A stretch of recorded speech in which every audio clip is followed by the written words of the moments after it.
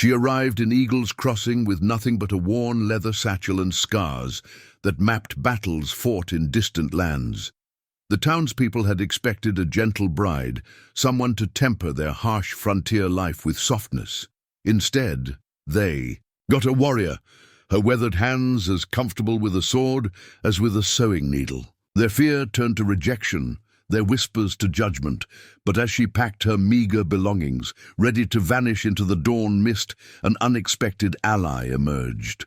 A seasoned rancher, bearing his own invisible wounds of war, saw past their prejudice to recognize the strength of her spirit and the honor in her scars. Where others saw danger, he witnessed courage. Where they found fear, he discovered hope. Could two battle-worn souls forge a future from the ashes of their past? Before we jump back in, tell us where you're tuning in from. And if this story touches you, make sure you're subscribed, because tomorrow I've saved something extra special for you. The stagecoach rattled to a stop before Eagle's Crossing's only hotel, kicking up dust that caught the late afternoon light like floating gold. Akane Tanaka stepped down with the fluid grace of one accustomed to maintaining balance in any situation. Her simple dark blue traveling dress couldn't quite conceal the warrior's economy of movement beneath its folds. The katana, wrapped carefully in oiled cloth and secured with worn leather straps, drew immediate attention. She'd argued with herself about bringing it, knowing it might cause trouble, but leaving it behind would have meant abandoning the last tangible connection to her father and their shared heritage. Some things were worth the risk. Miss Tanaka, a thin man in a well-worn suit, approached, clutching a handful of papers. "I'm Theodore Mills, the marriage broker." His eyes darted between her face and the wrapped sword, uncertainty evident in his expression. "There seems to be some discrepancy in your correspondence." Akane met his gaze steadily. The faint scar along her jaw caught the sunlight, a silvery reminder of lessons learned in steel and survival. "No discrepancy, Mr. Mills. I wrote truthfully of my skills. Cooking, sewing, reading, writing in both English and Japanese. I simply did not mention everything." A small crowd had begun to gather, drawn by the exotic sight of her. Whispers drifted like autumn leaves. Japanese warrior woman, dangerous, unsuitable. She'd expected this, had prepared herself for the weight of their stares. Yet preparation didn't dull the sting of their judgment.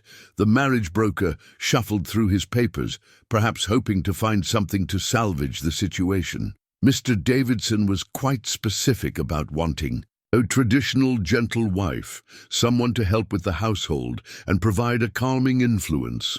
"I am capable of gentleness," Akane said quietly, her accent barely noticeable after years of practice. "But I will not pretend to be weak to make others comfortable." Her hand rested briefly on the wrapped katana, drawing strength from its familiar. "Your presence. Where is Mr. Davidson? I would speak with him directly." Mills cleared his throat. "He's declined to meet. Upon receiving word of your arrival and certain details about your background that recently came to light, he's withdrawn his offer." He couldn't quite meet her eyes.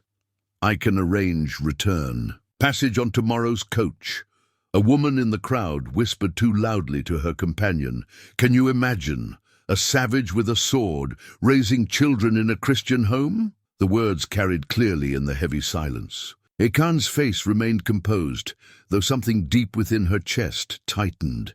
She'd crossed an ocean and half a continent, carrying hope and honor in equal measure. Now she stood alone in a foreign town, surrounded by people who saw only threat in her difference. "I will require lodging for the night," she said with quiet dignity. "I can pay." The hotel keeper stepped forward, a weathered woman with sharp eyes. "We're full up," she said flatly, though Akane had noted several vacant rooms' windows on her arrival. As the crowd began to disperse, their judgment rendered, Akane caught fragments of their conversations. Better off without her kind. What was the broker thinking? Dangerous element. Each word another small wound, invisible but no less real than the scars she carried. She moved her meager belongings to the shelter of the livery stable's porch, where at least the horses passed no judgment. As twilight painted the sky in shades of indigo, she unwrapped her father's katana just enough to see its tsuba, the handguard decorated with intricately carved cherry blossoms. Her father's voice echoed in memory, "The warrior's greatest. Strength lies not in the ability to strike, but in the courage to endure." Akane rewrapped the blade with reverent care. Tomorrow she would leave, but tonight she would sit in quiet dignity, watching the stars emerge over this town that had rejected her before truly seeing her. She was, after all, her father's daughter, a warrior who understood that sometimes the greatest battles were fought in silence, with nothing but one's own honor for company. Dawn found Akane at the town's only washhouse, her presence causing the morning's first ripple of discomfort. The washerwoman, a stout figure named Mrs. Whitaker, watched with poorly concealed suspicion as Akane quietly laundered her travel-worn clothes. The notice had appeared on the washhouse door that morning. Emergency town meeting, discussion of recent foreign elements, its corners curling in the damp air. "We're God-fearing folk here," Mrs. Whitaker finally said, breaking the tense silence. "Simple people. We don't hold with foreign ways or—" Her eyes drifted to the ever-present wrapped katana propped against the wall. "Takudes are weapons of war." Akane wrung out her dress with practiced efficiency. "In my experience, God sees beyond borders, Mrs. Whitaker, and a weapon's nature depends on its wielder's heart." The washerwoman's face tightened. "That's just the sort of heathen talk we're worried about. A proper woman has no business with swords or fighting talk." Rather than respond, Akane gathered her damp clothes and moved outside to the drying line. The morning sun had barely cleared the mountains, but already she could feel the weight of watching eyes from nearby windows and porches. A group of men gathered near the mercantile, their conversation dropping to whispers as she passed. She had hoped to find breakfast at the cafe, but the "closed for cleaning" sign appeared suspiciously quick upon her approach. Her stomach growled, reminding her that pride wouldn't fill it. The general store at least couldn't refuse her money, though the clerk's hands shook slightly as he wrapped her purchased bread and cheese. "You're causing quite a stir, miss," he said, sliding her change across the counter rather than risking contact with her hands. "Folks here aren't comfortable with, well, with someone different." Akane finished quietly. "I understand, but comfort often comes at the cost of growth." Outside, she found a torn corner of the town meeting notice tucked into her wrapped bundle of food, a clear message about her unwelcome status. She ate her simple breakfast on a bench near the livery, watching as more townspeople hurried past, their faces set in studied avoidance. By midday, the town hall was packed. Through its open windows, Akane could hear fragments of the debate about her presence. Mayor Harrison's voice carried clearly, "The safety of our community must be our primary concern." A woman trained in foreign fighting arts, carrying a sword openly. What message does that send to decent folks? "She hasn't threatened anyone," a lone voice objected. "The young deputy," she thought. "Prevention is better than cure," someone else countered. "Do we wait for trouble before acting?" Akane moved away from the windows, her steps carrying her to the telegraph office. The operator's face showed a mix of relief and surprise when she requested to send a message to the marriage broker in San Francisco, inquiring about other potential positions further west. The afternoon stretched long and heavy as summer honey. She observed the town's life from its margins, children playing, women gossiping, men conducting business. Occasionally, someone would meet her eyes without immediate judgment, but they quickly looked away when others noticed. As sunset approached, she returned to her borrowed corner of the livery stable's porch. The stable boy, no more than 12, brought her a cup of water and a shy smile before his mother sharply called him away. In the gathering dusk, she unfolded the papers that had accompanied her across the ocean, certificates of her training, references to her character, even a letter from the American missionary who had first taught her English. All useless now.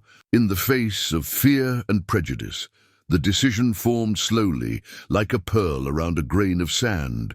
She would leave at first light, before the town's discomfort could harden into something more dangerous. There were other places, other possibilities. Her father had taught her that retreat was sometimes the warrior's wisest choice, not surrender, but strategic withdrawal to fight another day. As night settled over Eagle's Crossing, Akane began carefully packing her few belongings. The katana. She cleaned with ritual precision, its polished surface reflecting the lamplight like captured stars. Tomorrow would bring a new road, a new challenge. For tonight, she had her honor, her training, and the quiet strength that came from knowing exactly who and what she was, regardless of others' judgment. The first hints of dawn had barely touched the sky when Akane heard the approaching hoofbeats.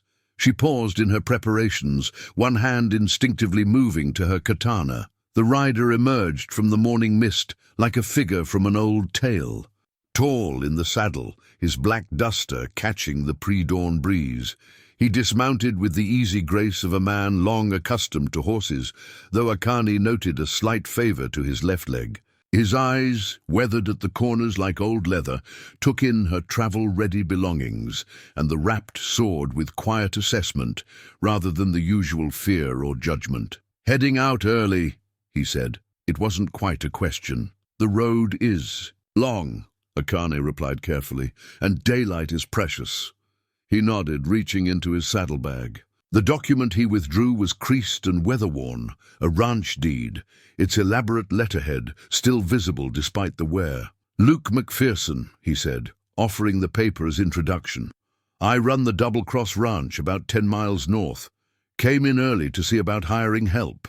Akane studied the deed, noting the property's substantial size and the careful way its owner had preserved the document, despite hard use. Here was a man who understood the value of both tradition and practicality. "The town meeting yesterday," he continued, taking back the deed, "had some interesting things to say about you. Dangerous elements, foreign influences." A slight smile touched his eyes. "They said the same about me when I came back from the war. Took exception to my new ways of doing things." Something shifted in the morning air between them. Akane saw it then, the way he carried himself, the careful awareness of his surroundings. This was a man who had seen battle, who understood its cost. "I need someone who can help break horses," he said. "Someone who understands both strength and gentleness. My regular hand broke his leg last month, and I've got 20 Mustangs, needs training." He paused, gauging her reaction. "The pay's fair, includes room and board, and nobody on my spread cares where you learned your skills, long as you use them well." Akane's hand tightened slightly on her katana's wrapping. "The town might object to your hiring me." Luke's laugh was soft but genuine. "Town's 10 miles away, and I didn't fight a war about freedom to let small minds tell me who I can hire." He reached into his coat and withdrew a folded contract. "Standard terms, 3 months trial to start. You'd have your own cabin, meals at the main house." His eyes met hers directly. "And no one'll tell you to hide who you are or what you can." "Odu." The rising sun caught the edges of the contract as Akane unfolded it. The terms were clear, fair, and more importantly, there was respect in the offer. Not charity, not pity, but recognition of worth. "I have some experience with horses," she said carefully. "In Japan, I helped train cavalry mounts." "Good horses are good horses, east or west," Luke replied, "and a warrior's discipline translates well to training them." At her sharp look, he smiled again. "I recognize the way you move, the way you watch. Takes one to know one, as they say." The morning breeze carried the scent of sage and promise. Akane looked at the contract again, then at the man offering it. Where others had seen threat, he saw potential. Where they found fear, he recognized strength. 3 months, she said finally, accepting the contract. Luke nodded, satisfied. "My wagon's at the mercantile. loading supplies. We can take your belongings there. Head out after I finish my business. He mounted his horse with practiced ease. Welcome to the Double Cross, Miss Tanaka. As he rode toward the mercantile, Akane began regathering her belongings, this time for a different journey than she'd planned. The sun cleared the mountains, painting the town in morning gold. Sometimes, she reflected, honor and opportunity arrived in unexpected forms. Like a ranch deed carried by a man who saw past surfaces to the truth beneath. The broken bridle lay between them on the rough-hewn table, its leather torn and brass fittings twisted from the morning's work. Akane traced the break with careful fingers, while Luke watched, curious about her assessment. The Mustang had spirit, she said, a note of admiration in her voice. But perhaps we approached him too directly. Luke leaned back in his chair, steam rising from his coffee cup. You have another way in mind. The past week had settled into a cautious rhythm.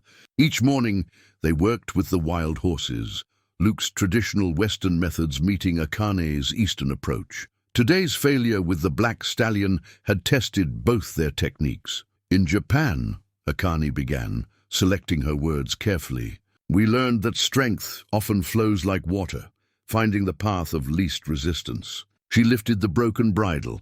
We fight the horse's nature, and this is the result. But if we work with it instead, Luke's eyes held a glimmer of understanding. Like that move you used yesterday, when Red tried to throw you. Never seen anything like it. The way you moved with him instead of against him. Akane nodded, remembering the moment. The ranch hands had fallen silent, watching as she'd handled the bucking horse with techniques learned in dojos half a world away. Balance and harmony, she explained. The same principles apply, whether training horses or warriors. Saw something similar in the war, Luke said quietly, his first mention of that time. Chinese cavalry unit allied with us. Their horsemen moved like they were part of their mounts.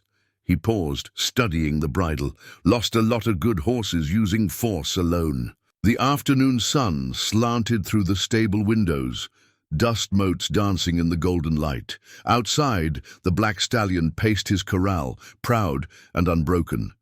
Akane could feel Luke watching her as she began repairing the bridle, her hands moving with practiced precision. My father taught me that true strength lies in understanding, not domination, she said, working the leather.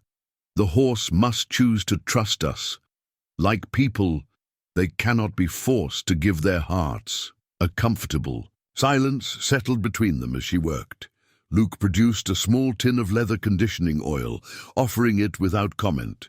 Their fingers brushed briefly in the exchange, and Akane noted that his calloused hands were as skilled with delicate tasks as her own. Tomorrow, he said finally, we try it your way with the black. The next morning found them at the corral, before dawn. Akane had removed her usual dress in favor of the hakama she normally kept hidden, the traditional split skirt allowing freedom of movement. If the ranch hands found her attire strange, Luke's matter-of-fact acceptance kept them silent. Watch, she told him, demonstrating a subtle sequence of movements. The key is to never meet force with force. When he rushes, turn with him. When he pulls away, draw him back with patience, not power. Luke's expression was thoughtful as he mimicked her movements. Like a dance, he observed, his injured leg only slightly hampering his form. A dance of trust, she agreed, and saw in his eyes that he understood the words applied to more than just horses. They worked through the morning, the black stallion gradually responding to their changed approach. By noon, the horse was allowing Luke to touch his flank, while Akane spoke soft words in Japanese that seemed to soothe the animal's wild spirit. Remarkable, Luke said later, as they shared a simple lunch in the stable shade.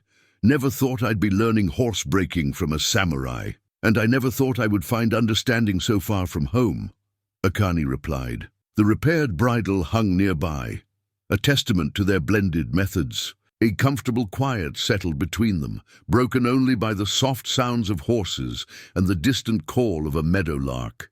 In that moment, Akane realized something had shifted, like a sword finding its perfect balance. Here, in this sun-weathered stable with its smell of leather and hay, she had found someone who saw her strength as an asset, not a threat. Luke seemed to read her thoughts. "Strength comes in many forms," he said, echoing her earlier words. "And wisdom often wears unexpected faces." His hand rested briefly on his old war injury. "Took me a long time to learn that." The afternoon stretched ahead, full of promise and unbroken horses.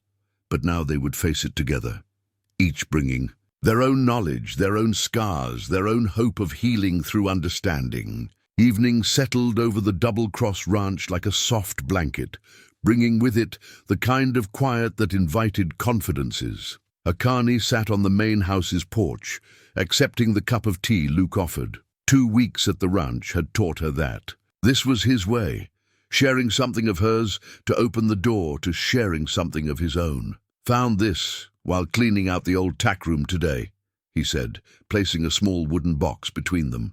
The medal inside caught the lamplight, its brass surface dulled by age, but still bearing the clear inscription, "For Valor, Battle of Shiloh, 1862. Akane waited, understanding the weight of such moments.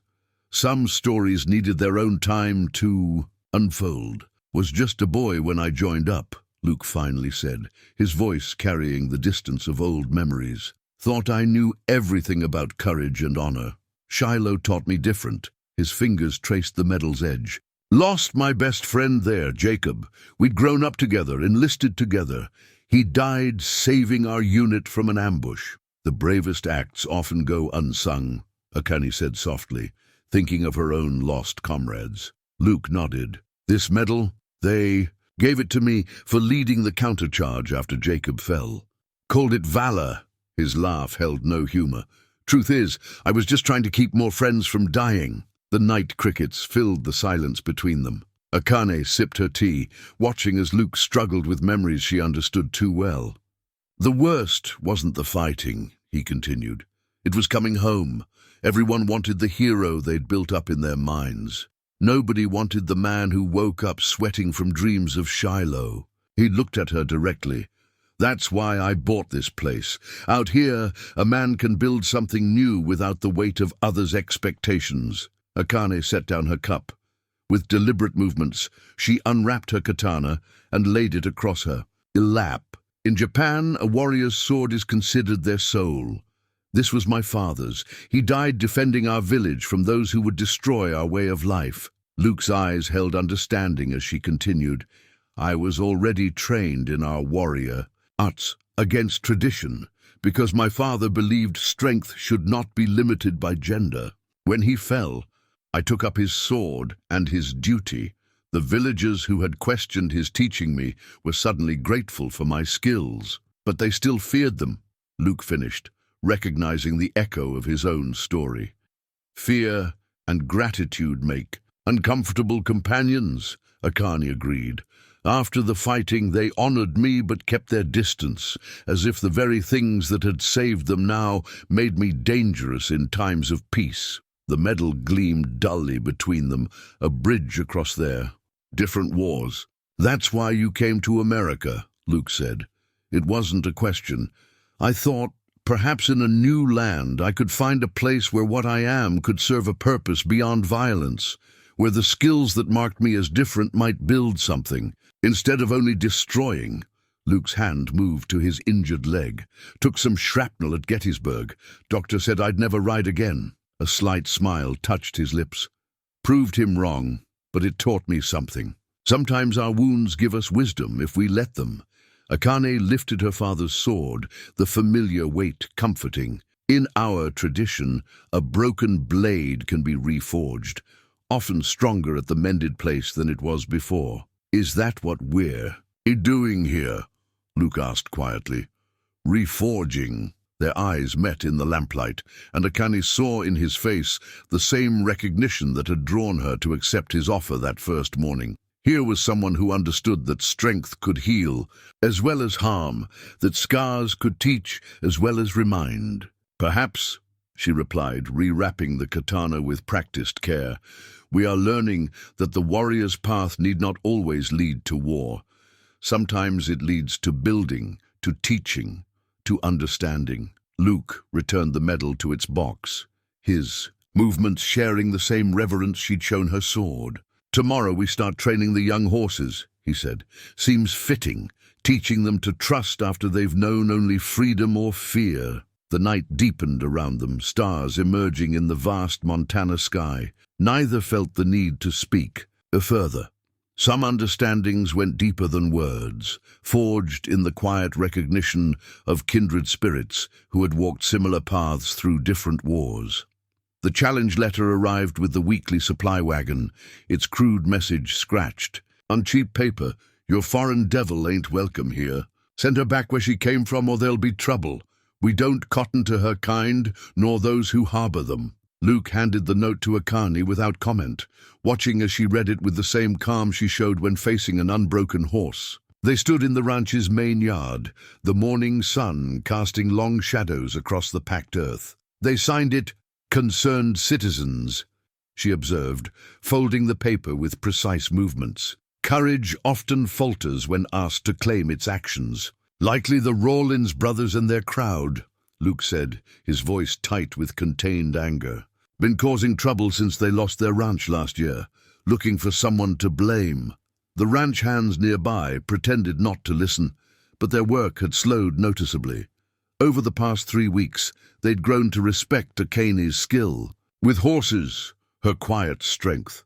Now they waited to see how their boss would handle this threat to one of their own. I will not bring trouble to your ranch, Akani said quietly. Perhaps it would be better? No. Luke's response was immediate, firm. You've earned your place here, more than earned it. He gestured to the corrals where several previously unmanageable horses now stood calm under her training. We don't bow to bullies here. As if summoned by his words, a cloud of dust appeared on the road leading to the ranch. 3 riders approached, their manner suggesting they'd found courage in a bottle before making this morning call. Inside, Luke ordered. The ranch hands, this isn't your fight, but to Akan he said nothing, understanding that she would make her own choice. She stood her ground beside him as the riders entered the yard. Tom Rawlins led them, his face flushed with drink and righteousness. Brought some friends to help explain things, McPherson, he called out. That foreign woman needs to go. Town.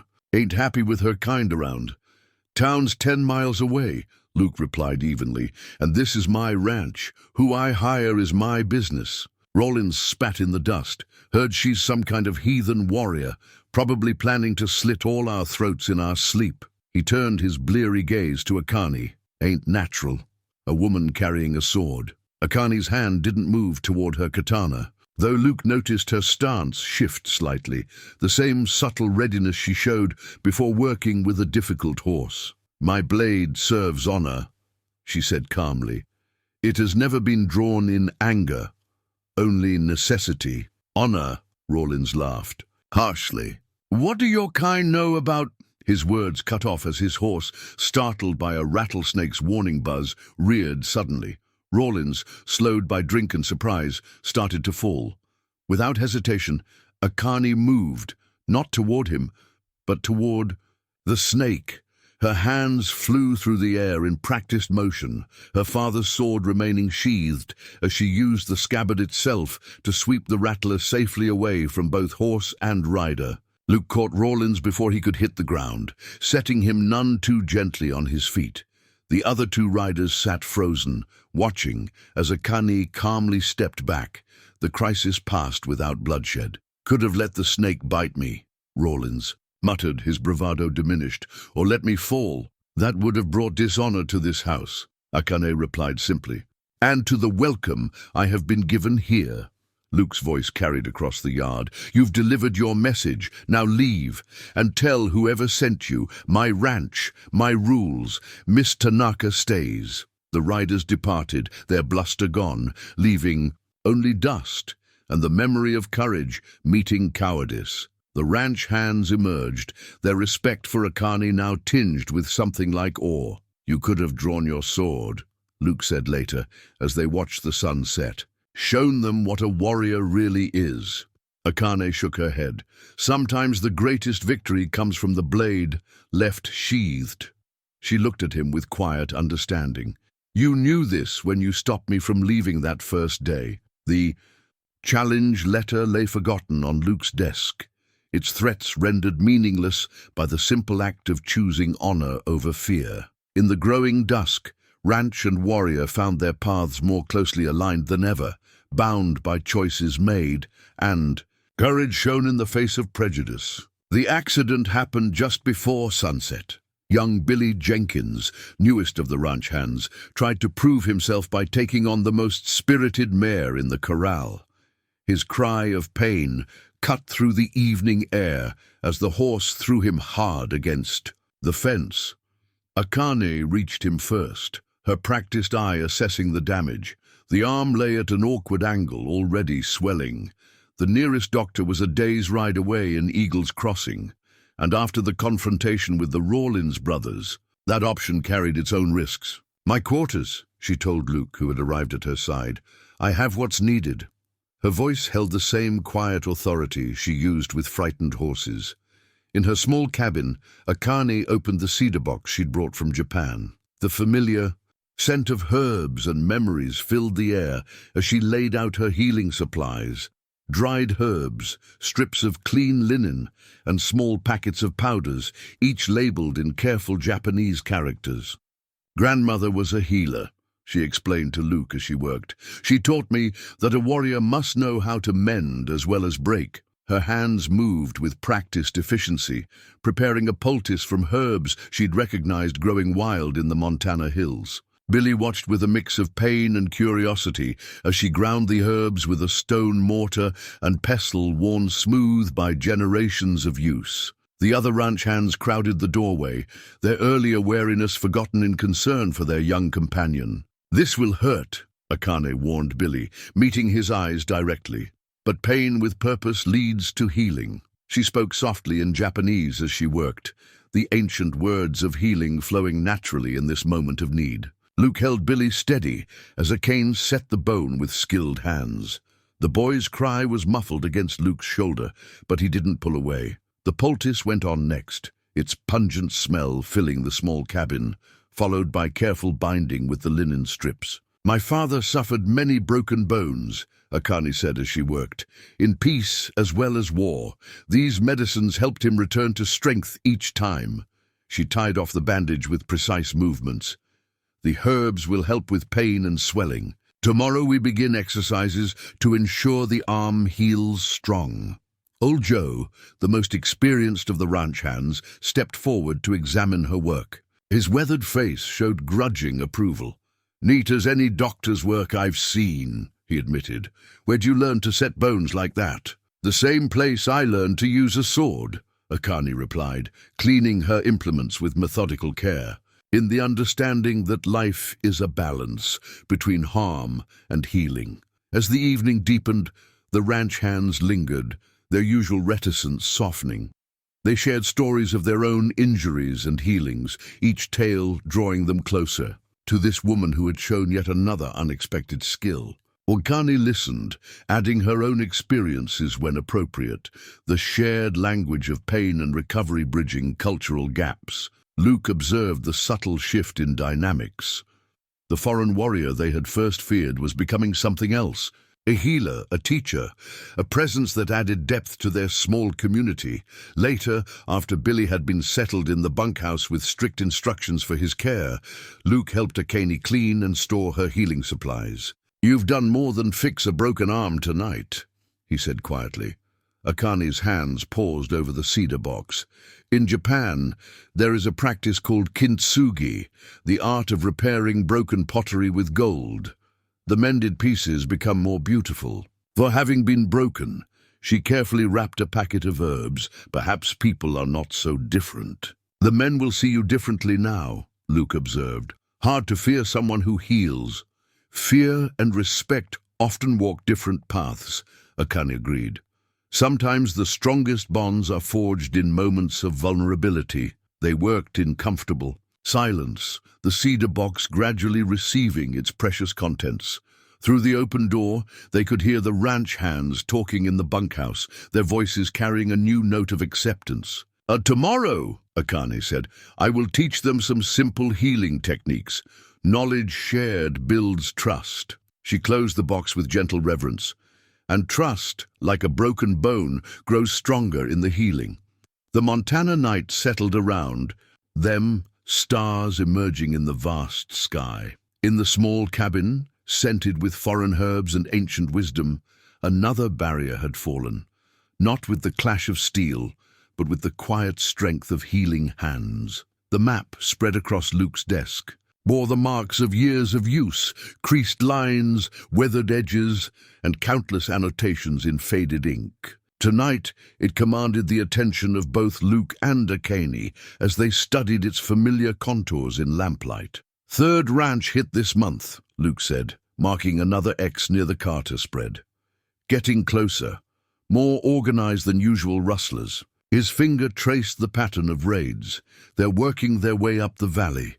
Akane leaned in, her warrior's eye analyzing the terrain. They choose their targets carefully, always near water, always with multiple escape routes. She pointed to several mountain passes. Like wolves, they ensure their retreat before they strike. The evening wind rattled the window panes, carrying the first hint of autumn's approach. Outside, the ranch hands had doubled their night patrols, the recent string of cattle thefts putting everyone on edge. Got word from the Carter place today, Luke continued, unfolding a crumpled note. They lost 30 head, and 2 hands were badly hurt. These aren't ordinary rustlers. They're military trained. The way they coordinate, the precision of their raids. You recognize their tactics, Akane observed quietly. Luke nodded, his face grim. Saw similar operations during the war. Quick strikes, well-planned exits. They study their targets, know the land. He touched his injured leg unconsciously. Makes them dangerous. Akane moved to the window, watching the moonlit pastures where their cattle grazed. In Japan, we had a saying, know your enemy and know yourself, and you need not fear the result of 100 battles. Sun Tzu, Luke said, surprising her. Read his writings during the war. Good strategy is good strategy, east or west. He joined her at the window. What do you see with your warrior's eyes? She studied the landscape with measured consideration. They will expect normal ranch defenses, men on horses, perhaps some posted watchmen. They will not expect, she paused, a slight smile touching her lips. They will not expect Eastern tactics. Returning to the map, Akane began marking points with precise strokes. In my village, we once faced bandits who used similar methods. We learned to turn their confidence against them. Her brush moved across the paper, drawing symbols unfamiliar to Luke. Here and here. Points where we can control their movement, without them realizing it. Luke studied her markings with growing understanding, funneling them into a trap of their own making. The best victory is one where the enemy believes they are succeeding until the moment they discover they have already lost. She traced a route through the valley. They will come this way, the terrain demands it, but we can prepare. Through the night, they worked on their strategy, blending Western practicality with Eastern tactics. The ranch hands cycled through, adding their knowledge of the land to the plan. Even Billy, arm still healing, contributed his understanding of the local caves and hidden valleys. Near dawn, old Joe paused in the doorway. Begging pardon, Miss Akane, but I heard talk in town. Some of these rustlers, they're war veterans. Gone bad, desperate men. Then they will be even more predictable, Akane replied, never looking up from the map. Men who have known discipline will fall into familiar patterns. Even in lawlessness, Luke watched her work, recognizing the focused intensity he'd seen when she trained horses, the perfect balance of patience and readiness. You've fought men like this before. Men are men, whether they wear military uniforms or bandits' masks. Their basic nature does not change. She made one final mark on the map. But sometimes, the most effective defense comes from being underestimated. The first light of dawn crept into the room as they finalized their preparations. The map, now covered with a blend of Western notes and Eastern symbols, represented more than just their defense strategy. It was a testament to the merging of two warrior traditions, creating something unique and unexpected. "They'll come soon," Luke said, rolling up the map carefully. "The moon will be dark in 3 days." Akane nodded, her hand resting briefly on her katana. "Then we will be ready, not just with strength, but with wisdom." She met his eyes. "And they will learn that the Double-Cross Ranch is protected by more than just ordinary defenses." The morning sun painted the mountains gold as they stepped onto the porch. In the corrals, horses nickered softly, while in the bunkhouse, ranch, hands prepared for another day of watchful work. The calm before the storm settled over the ranch, but now they had a plan.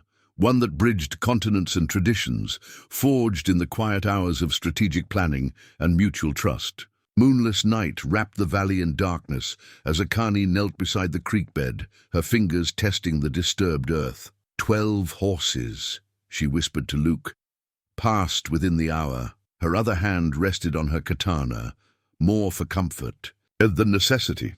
Above them, carefully concealed in the rocks, Billy kept watch with old Joe, their signals ready. The ranch's defense plan, sketched in precise detail on parchment and memorized by every hand, had transformed the peaceful valley into a carefully prepared battlefield. Luke touched her arm, pointing to the far ridge where a shadow moved against stars. Their trap was about to be tested. The rustlers came exactly as predicted, following the path of least resistance through the valley. Their military training showed in their formation. Scouts ahead, main group tight and controlled, rear guard watching their backs. What they couldn't know was that every hoofbeat took them deeper into a web of Eastern strategy. Like water, Akane had explained while planning, we guide them to where we want them to flow. Now that strategy unfolded in the darkness. The first sign that something was wrong came when the rustlers' scouts encountered the subtle barriers Akane had designed.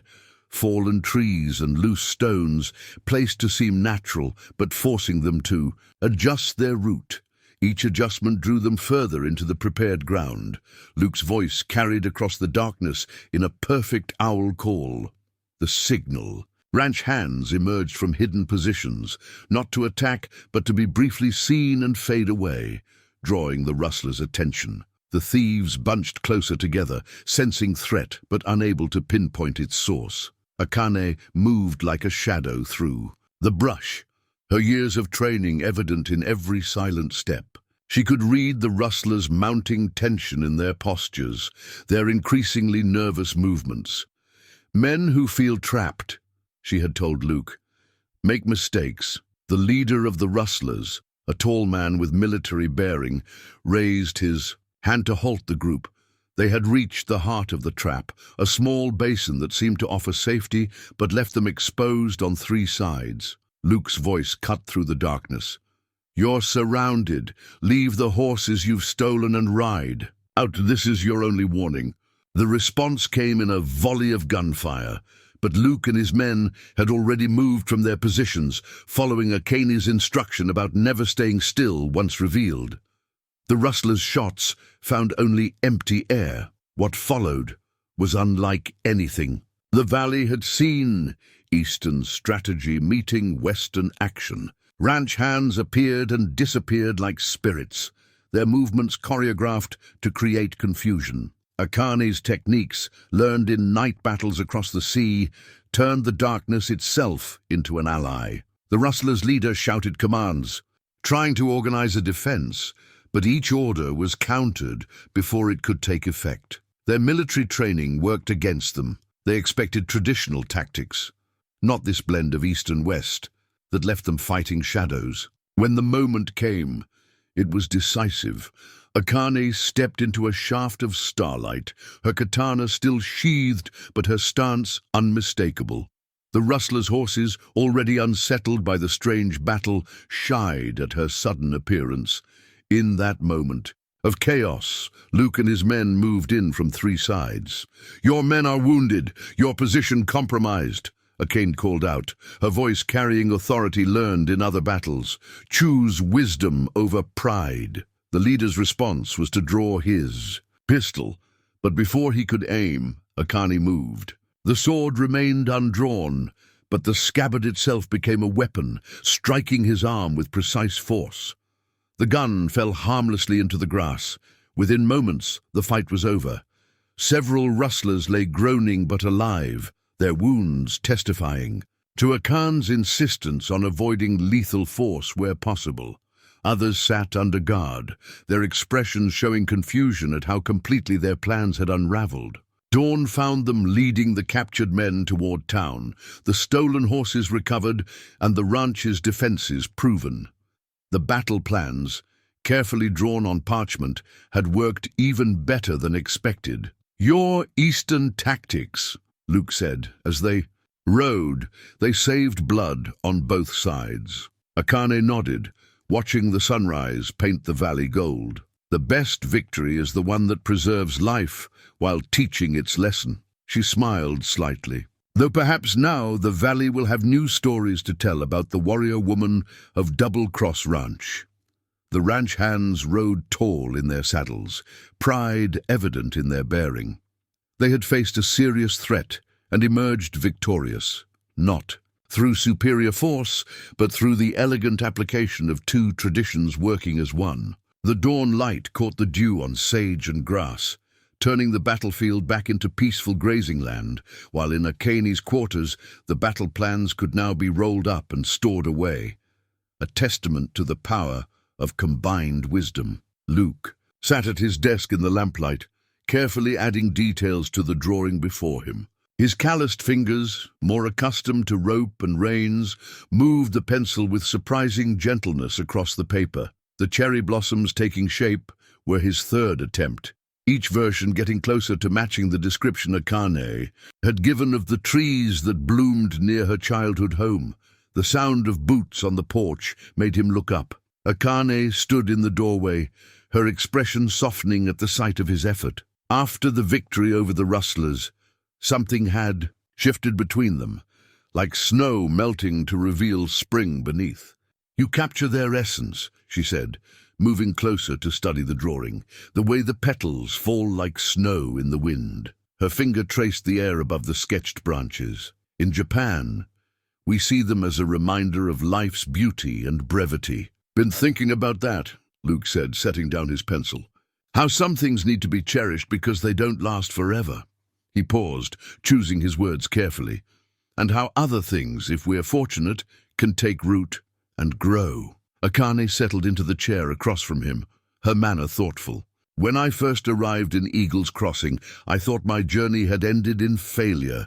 Now I see it was merely waiting for the right soil in which to grow." "You've changed this place," Luke said quietly. "Changed us all. The men talk about Eastern wisdom now, mix Japanese words with their ranch talk."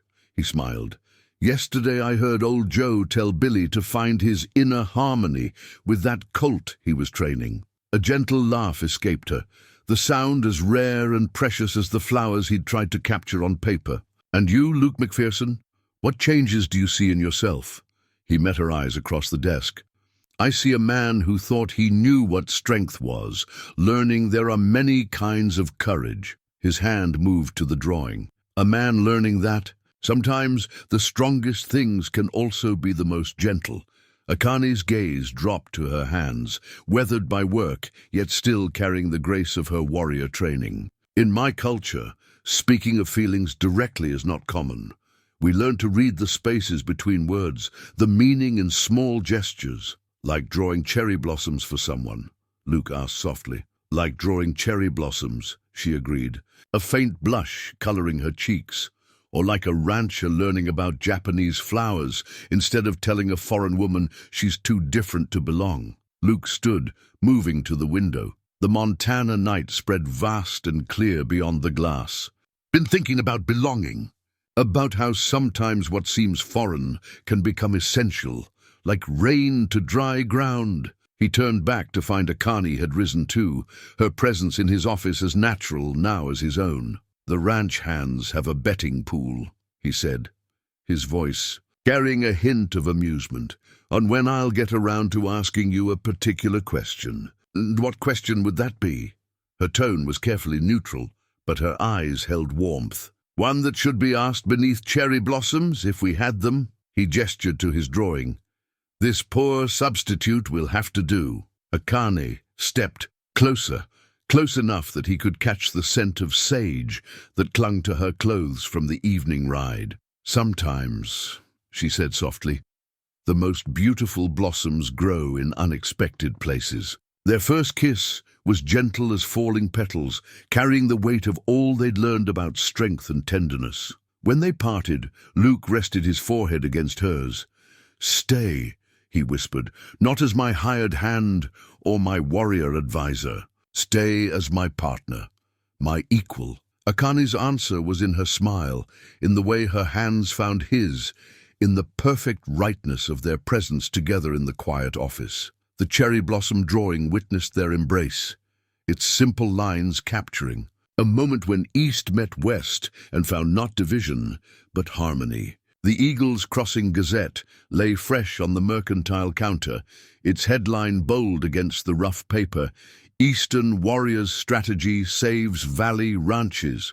Below, a detailed account of the rustlers' capture spread across the front page, the editor's usual florid prose, touching on both practical details and romantic imagery. "Reckon they got most of it right," old Joe said, scanning the article while Akane and Luke loaded supplies. "Though they didn't mention how you did it without a shot fired or a life lost. That's the real story, if you ask me." The bustling mercantile had changed from the cold, hostile space Akane remembered from her first visit. Now, curious faces turned toward her with something like admiration, though many still carried the wariness of those confronting their own preconceptions. Mrs. Whitaker, who had once denied Akane access to the wash-house, approached with uncertain steps. "I've brought you some of my strawberry preserves," she said, offering a carefully wrapped jar. "Heard tell you showed my nephew Billy how to heal that arm proper, using them foreign medicines of yours." Akane accepted the gift with a formal bow that made the older woman blink in surprise. "The medicines are not so foreign," she replied. "Many of the herbs grow wild in your own valley." The newspaper's account had sparked something in the town's imagination. Where they had once seen threat, they now found fascination. The article spoke of ancient Eastern wisdom meeting frontier justice, of a warrior woman who fought with grace instead of guns. "Got another piece coming next week," the editor called out from his desk by the window. "About them, Japanese healing methods. Folks are curious, especially after what you did for the Carter boys' fever." Luke watched the interactions with quiet satisfaction. The same people who had once posted notices about foreign elements now sought Akane's attention, drawn by the blend of strength and gentleness she represented. Young girls whispered and pointed at her traditional hakama, no longer a source of scandal, but of intrigue. Their mothers asked about the fabric, the design, the practicality of movement it allowed. The questions were tentative but sincere, bridges being built word by word. "The Reverend's wife wants to know if you'd speak to the Ladies' Society," Luke mentioned as they loaded the wagon. "About Japanese culture and such, says it's time the town broadened its horizons." Akane secured the last crate, her movements drawing admiring glances from a group of ranch hands lounging nearby. Perhaps understanding, like morning glory, needs only a small space to take root and climb. The newspaper had done more than report news. It had given the town permission to change its mind. The story of how Eastern strategy had protected Western ranches opened doors that had been firmly closed just weeks before. As they prepared to leave, Tom Rawlins stepped from the saloon. The man who had once led a drunken charge against her now struggled visibly with his pride before approaching their wagon. "Miss Tanaka," he said, hat in hands. "Been meaning to say, that is, about that day with the snake." He glanced at the newspaper on the counter. Reckon I judged wrong. A person ought to admit when they're wrong. Akane inclined her head slightly. In Japan, we say that wisdom often comes from acknowledging our mistakes. It takes courage to speak as you have. The simple exchange drew approving nods from onlookers. The newspaper's account of her victory had given them a new language for understanding her presence, not as a threat to their way of life, but as an enrichment of it. Driving back to the Double Cross, Luke and Akane passed other ranches where hands raised in greeting rather than turning away. The valley itself seemed to have shifted, like earth after rain, becoming more fertile ground for new growth. The paper got one thing right, Luke said, gesturing to the copy tucked in their supplies. Called you a bridge between worlds, reckon. That's what you've been all along. Akane watched the familiar landscape roll past, seeing it with new eyes. Perhaps we are all bridges, she replied, when we choose to span the distances between us. The letter arrived with the evening stage, its rice paper and elegant Japanese characters stark against the rough Western mail. Akane's hands trembled slightly as she read, the familiar script carrying echoes of a life she'd thought left behind. Luke watched her face change, the color draining from her cheeks. Bad news? Tanaka Masashi, she said quietly, the name falling like stones in still water. My father's former student. He writes that he has tracked me here, that I have dishonored the school by fleeing Japan. Her fingers tightened on the paper. He says he comes to correct this mistake. The autumn wind rattled the ranch house windows, carrying the first chill of winter. Inside, the warmth of home suddenly felt fragile, threatened by shadows from across the ocean. This student, Luke said carefully, he's dangerous? Akane folded the letter with precise movements. He was my father's most gifted pupil. But where my father saw the sword as a tool for protection, Masashi saw only its power to dominate. She met Luke's eyes. He wanted to lead the school after my father's death. When I was chosen instead, he didn't take it well. He left, swearing that a woman would never truly honor the warrior's path. Akane's hand moved unconsciously to her katana. Now he comes to prove his point. The next days carried a weight of waiting. Luke noticed how Akane's awareness had sharpened, her warrior's instincts fully awakened. She moved through her tasks with fluid grace, but always with the readiness of one who expects storm clouds to break. The ranch hands picked up on the tension. Though they didn't know its source, they watched Akane with quiet concern, noting how she spent extra time practicing with her sword in the early morning hours, her blade catching the dawn light as she moved through ancient forms. Never seen her so focused, old Joe commented to Luke, like a hawk that spotted something moving in the grass. Luke had witnessed enough battles to recognize preparation when he saw it. Sometimes, he said, choosing his words carefully, the hardest fights are the ones that follow us from our past.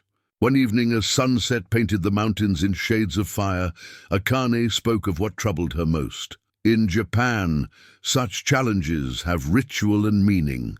Here, in this place, she gestured to the vast Montana landscape. Here, where I have finally found peace, she looked at Luke, her eyes softening, found love. I fear his arrival will destroy everything we've built. Luke took her hand, feeling the strength in her warrior's grip. This is your home now. Whatever comes, you don't face it alone. You don't understand, she said quietly. Masashi will not accept challenge from any but me. He comes to prove that a woman cannot truly follow the warrior's path, that my father was wrong to choose me as heir. And then he'll learn what we already know. The true strength isn't about proving others wrong, but about standing firm in what you know is right. The letter lay between them on the desk, its elegant characters a bridge between past and present. Akane traced the paper's edge with a finger. In our tradition, when a challenge comes, honor demands it be met. Then we'll meet it, Luke said simply. Your way, with honor, but also our way, together. Outside, the ranch hands went about their evening tasks, unconsciously positioning themselves to keep watch over wider areas. They might not know the exact nature of the threat, but they'd learned enough of Eastern ways to understand that their warrior woman prepared for battle. Akane lifted the letter one last time, then set it aside with firm resolution. My father used to say that a sword is only as strong as the heart that wields it. She looked around the ranch house, at the home she'd made in this foreign land. I will not let Masashi destroy this. Not with all the strength in Japan. The Montana night deepened around them, stars emerging in the vast sky. Somewhere to the west, they knew, a shadow from the past approached. But here, in this place where East had met West and found harmony, Akane stood ready, not just with the ancient strength of her warrior tradition, but with the new strength she'd found in belonging. In the quiet of her cabin, Akane unwrapped an object she'd kept hidden since her arrival, a silk banner bearing her family's samurai crest. The stylized design of crossed cherry blossoms and katana caught the lamplight, its threads still vibrant despite their age. This has been our symbol for 15 generations, she told Luke, who sat beside her. Each element tells our story. The blossoms for beauty and impermanence, the sword for protection rather than conquest. The time for full truth had come. With Masashi approaching, Luke needed to understand everything. My father was considered radical by many. He believed that true strength could be found in anyone with the heart to seek it, man or woman, noble or common. Her fingers traced the embroidered lines. When I showed interest in the warrior arts as a child, instead of scolding me, he began to teach. Luke listened intently as she continued. Many opposed him, said he would destroy centuries of tradition. But my father saw how Japan was changing, how the old ways needed to adapt or die. He taught me not just fighting arts, but healing, strategy, the deeper meanings of the warrior's path. And Masashi opposed this. He was my father's greatest student, from a traditional samurai family. At first he saw me as a curiosity, even supported my training. But as I grew more skilled, as my father spoke more openly of making me his heir, she paused, memory darkening her eyes. Something changed in him. The crest seemed to glow in the lamplight as Akane revealed the heart of her story. When the rebellion came to our valley, Masashi was away. My father and I led the defense of our village. We fought not for glory, but to protect those who could not protect themselves. Her voice softened. My father fell in that battle, but before he died, he named me heir to the school, keeper of our traditions. Luke understood now why she had come so far. Masashi couldn't accept a woman in that role. He returned to find me leading the school, teaching both men and women the ways of the sword and the healing arts. He challenged my right, claimed I had manipulated my dying father. Akane's hand clenched briefly. When I refused to step down, he swore to prove that a woman could never truly embody the warrior's spirit. So you came to America. Not to flee, she said firmly. My father taught me that sometimes the warrior's path leads away from battle, toward places where new growth can take root. I left the school in the care of my father's oldest friend and sought a place where I could honor both tradition and change. Rising, Akane hung the crest on her cabin wall, no longer hiding her heritage, but displaying it with quiet pride. Now Masashi follows, believing he comes to restore honor. He cannot see that honor was never his to restore. Luke stood beside her, studying the crest. Your father was right, he said softly, about strength being found in unexpected places, but the need for tradition to grow and change. When Masashi arrives, Akane said, he will demand single combat. The old ways require it. She turned to Luke, her face resolute. But I am not just my father's daughter now. I am also a woman of the double cross, and I have learned that honor can wear many faces.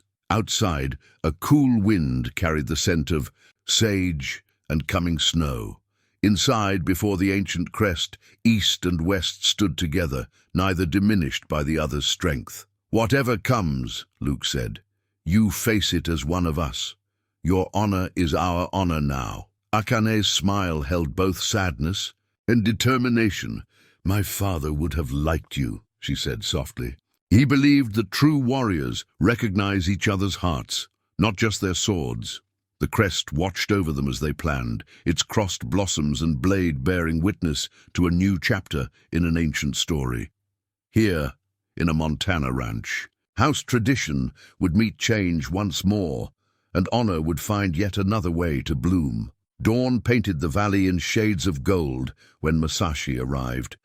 He came alone, as tradition demanded, his dark figure stark against the Montana sky. Above the ranch house, a new flag stirred in the morning breeze. Akani's family crest sewn alongside the double-cross brand, Eastern and Western symbols united on a single banner. The ranch hands stood in a loose circle, marking the boundaries of what would become a battlefield. They had refused to leave, despite Akani's protests.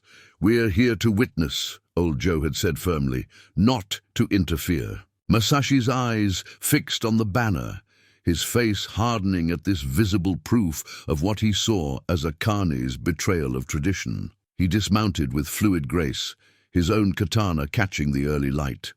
"So," he said in Japanese, his voice carrying, "across the yard, the runaway heir hides behind foreign symbols." Akane stepped forward, wearing her formal hakama. The morning wind caught her sleeves, making them flutter like wings. "I hide behind nothing, Masashi-san. I stand with those who have earned my loyalty, as my father taught me." Luke watched from the porch, his hand tight on his cane. He had given his word not to interfere, understanding that some battles needed to be faced alone. But the promise sat heavy in his chest. "Your father," Masashi spat the word, "betrayed centuries of tradition, and you compound his shame by playing at being both warrior and woman in this savage land." "You speak of tradition," Akane replied calmly, "but forget its heart. The warrior's path is not about preserving forms, but about protecting what is worthy." She gestured to the ranch, the people, the life she had built. "I have found worthy things here." Masashi drew his blade with traditional precision. "Then defend them if you can. When I defeat you, you will return to Japan and surrender the school to proper leadership." Akane's own katana whispered from its sheath. The ranch hands held their breath, witnessing a ritual older than their frontier town. Above them, the merged flags snapped in the strengthening wind. The first clash of blades rang across the valley like a bell, steel meeting steel in an ancient dance. Masashi attacked with textbook perfection, each move a demonstration of classical form, but Akane had learned new ways of moving, blending Eastern discipline with Western adaptability. Where Masashi sought to dominate through power, Akane flowed, like water around his attacks. Her father's teachings merged with lessons learned from breaking horses and defending the ranch. She was no longer just a Japanese warrior, but something new, a bridge between worlds. "You fight like a mongrel," Masashi snarled as she evaded another precise strike. "Without purity, without honor." "I fight like the wind," Akane responded, her blade turning his with subtle strength, "taking new forms while remaining true to my nature." The battle moved across the yard like a deadly choreography. The ranch hands watched in awe as Eastern swordplay unfolded before them. But Luke saw something more. In Akane's movements, he recognized the same grace she used with frightened horses, the same blend of strength and gentleness that had won their trust. The decisive moment came when Masashi, frustrated by his inability to overwhelm her, abandoned technique for pure aggression. In that instant, Akane saw the same flaw she'd observed in wild stallions, pride overriding wisdom. Her counter was not pure Japanese nor Western, but a fusion of both traditions. As Masashi lunged, she moved like a Montana wind through prairie grass, her blade describing an arc that sent his katana spinning from his grip. The tip of her sword rested lightly against his throat. In Japanese, she spoke words heavy with meaning. A warrior finds strength not in defeating others, but in transcending the need to prove dominance. Masashi's eyes moved from her blade to the banner above, where two traditions flew together in the morning wind. Something shifted in his face. Not acceptance, perhaps, but the first seed of understanding. "You have changed," he said quietly, "as all things must." Akane lowered her sword. "The stream does not shame itself by joining the river." Under the merged flag, East and West had met in battle and found not victory or defeat, but transformation. As Masashi bowed with rigid formality and turned to leave, the ranch hands moved forward to surround Akane, not as a foreign warrior now, but as their own. The marriage certificate lay on Reverend Thompson's desk, its unusual design drawing curious eyes. Alongside the standard Western legal text, Japanese calligraphy flowed down one side, the characters as elegant as brushstrokes.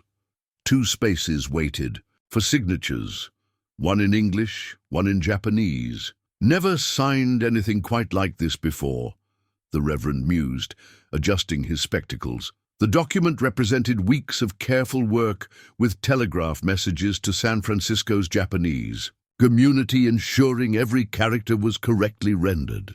Akane and Luke stood before his desk, their formal attire bridging cultures like the certificate itself. She wore a kimono of deep blue silk, he a proper black suit, though his rancher's bearing made it look slightly foreign on his frame. "Reckon that's fitting," Luke said, his hand finding Akane's, "since there's never been a couple quite like us in Eagle's Crossing before." The town had turned out in force for the occasion. The same streets that had once shunned Akane now decorated, with paper lanterns crafted under her direction. Children clutched origami cranes she'd taught them to fold, while their mothers wore cherry blossom sprigs in their bonnets. Mrs. Whitaker dabbed at her eyes with a handkerchief. "Who'd have thought," she whispered to her neighbor, "that foreign ways could make something so beautiful?"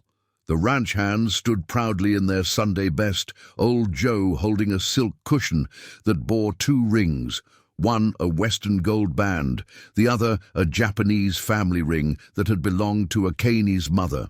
Billy, his once broken arm now fully healed, served as ring-bearer, his chest puffed with importance. "The certificate," Reverend Thompson explained to the gathered witnesses, "includes both American marriage law and Japanese traditional blessings, a joining of not just two people, but two ways of life." As Akane signed her name in flowing kanji, then in careful English letters, she remembered her father's words about strength flowing like water, finding new channels. Luke's signature followed, his strong hand steady as he wrote.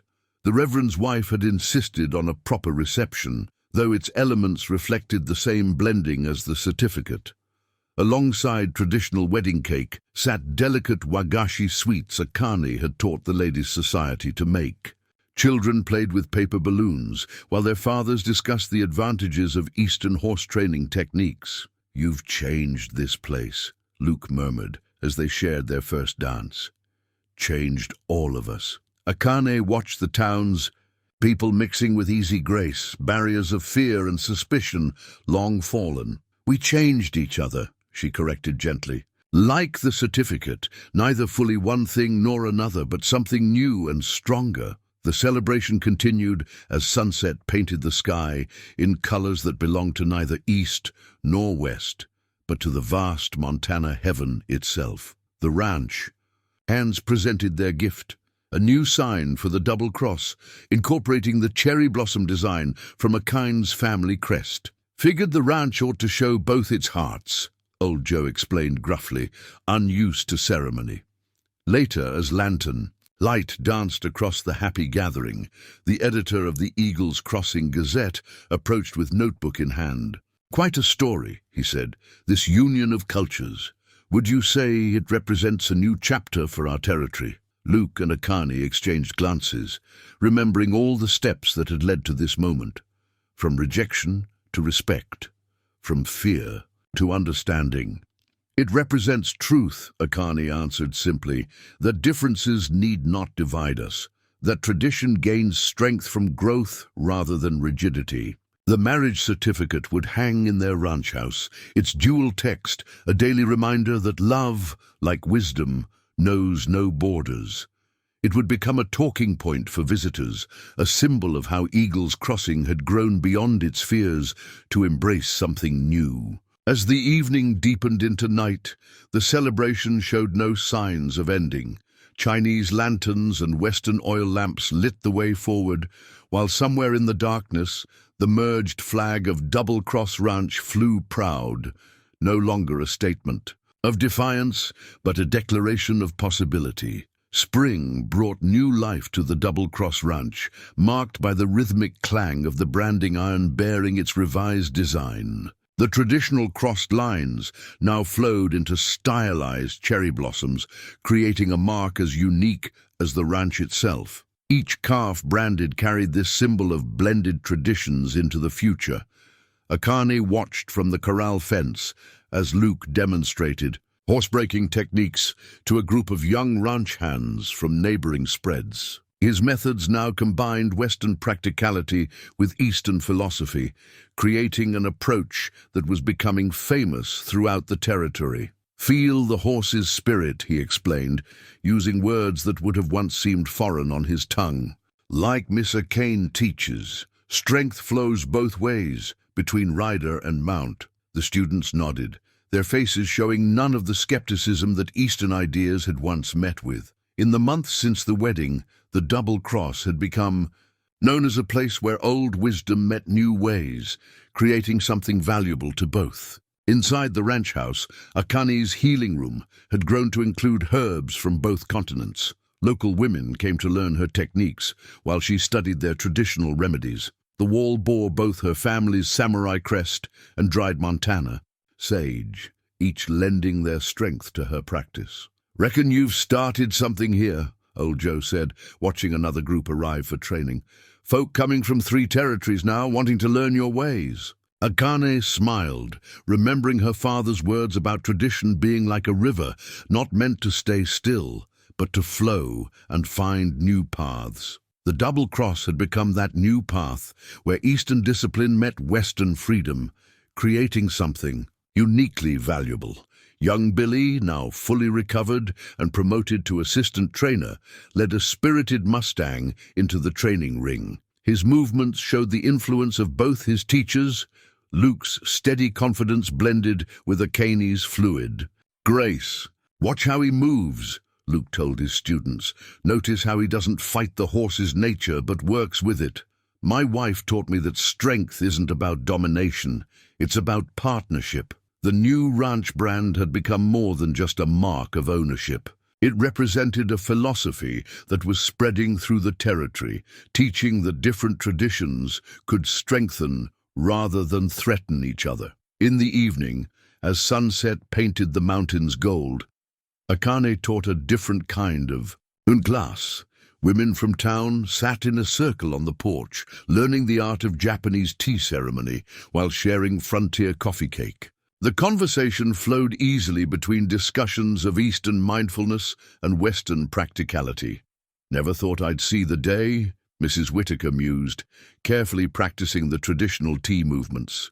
"Here we are, proper Western ladies, learning to find peace in foreign ways." "Perhaps they're not so foreign anymore," Akane replied, watching the women's hands grow more confident with each practice. "Like the brand, we take what is useful from each tradition, creating something that belongs uniquely to this place." The ranch's reputation grew with each passing month.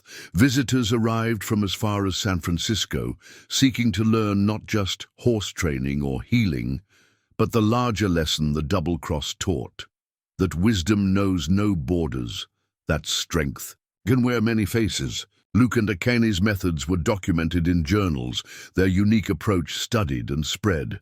The ranch brand appeared in newspapers and magazines, held up as an example of how the frontier was evolving beyond its rough beginnings. "You've built something remarkable," the territory governor said during a visit, watching the training sessions with keen interest. "A true bridge between cultures." But perhaps the most telling sign of their impact came in the small daily moments.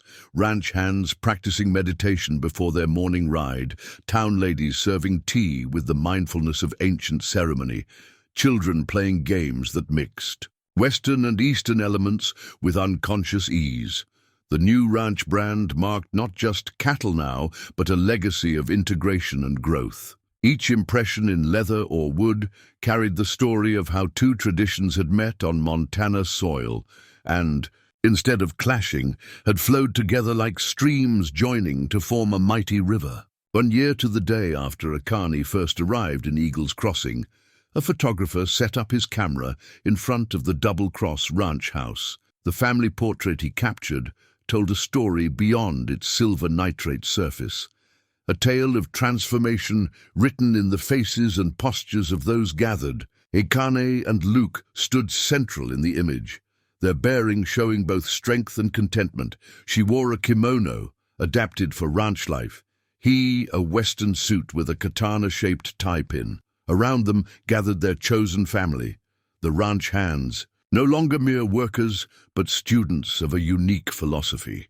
Townspeople who had become devoted friends, and children who saw nothing strange in mixing Japanese words with frontier English. The portrait captured more than people. It documented the changes their union had brought. Behind them, the ranch house bore elements of both cultures. Paper lanterns hung beside Western oil lamps. A samurai crest shared wall space with traditional cattle brands. Cherry blossom carvings adorned the porch posts.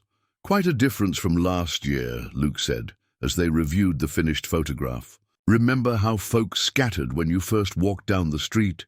Akane touched the image gently. "Now they scatter only to spread what they have learned here."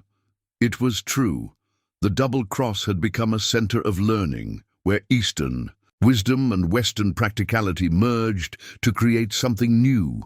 Their methods of horse training were being adopted across territories, their healing practices taught in frontier towns, their story told as an example of how fear could transform into understanding. Old Joe, standing proud in the photograph despite his years, had become a devoted student of Japanese philosophy, often quoting ancient wisdom to new ranch hands. Billy, his once broken arm now strong enough to break wild horses, taught younger riders the blended techniques that had become the ranch's trademark. The town itself had changed, visible in the background of the portrait. Japanese paper lanterns lit the main street alongside traditional gas lamps, while the general store now stocked green tea beside coffee beans. The ladies' society practiced mindfulness along with their needlework, and children played games that mixed cowboys and samurai without a second thought. "Your father would be proud," Luke said softly, watching Akane study the photograph. His teachings found new soil here, grew into something even he might not have imagined. Akane nodded, remembering her father's words about tradition being like a living thing, needing room to grow and adapt. He believed that true strength comes not from remaining unchanging, but from finding new ways to express eternal truths. The photograph would hang in the ranch house for generations, telling its story to all who passed through. But the real legacy of the Double Cross lived in the changes it had inspired, in the way fear had transformed into curiosity, difference into strength, isolation into community. As evening settled over the ranch, Akane and Luke stood on their porch, watching the sunset paint the mountains in colors that belonged to neither east nor west, but to the vast Montana sky itself. Below them, ranch hands practiced their evening exercises, moving through forms that blended Eastern discipline with Western freedom. "We've written a new story here," Akane said, her hand finding Luke's, "not just for ourselves, but for all who come after." The legacy they had built would continue to grow, like the cherry trees they had planted along the ranch's drive, trees that had taken root in Montana soil and flourished, different from their Japanese ancestors, but beautiful in their own way. In the fading light, the Double Cross Ranch stood as a testament to the power of love over fear, of understanding over prejudice, of growth over stagnation. The warrior bride had found her home, not by surrendering who she was, but by helping create something new, a place where East and West met not as strangers, but as partners in an ever-unfolding dance of tradition and transformation.